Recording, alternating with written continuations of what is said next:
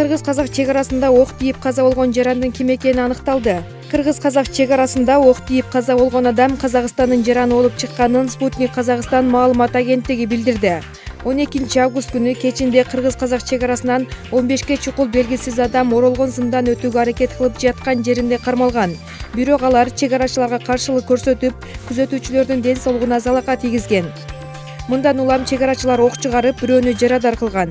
Ошентсе да алар качып кетүүгө үлгүргөн. Кийинчерээк жаракат алган адам көз жумганы маалым болгон. Учурда Тараз аймагында чек ара кызматын күзөтүү күчөтүлүп, качып кеткен адамдарды издөө жана алардын ким экендигин тактоо иштери жүрүп жатат.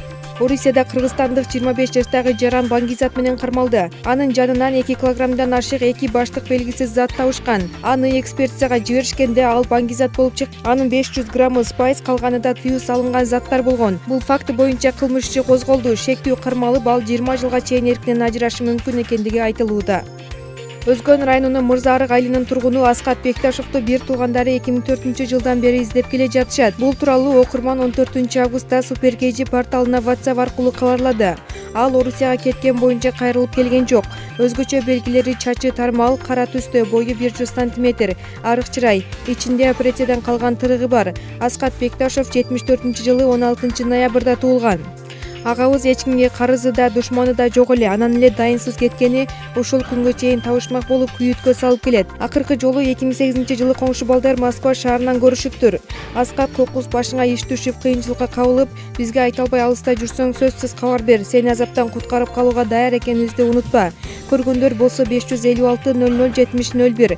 Ошондой эле 779 67 52 41 номерлерине кабарлап коюңуздарды суранабыз, дейт окурман.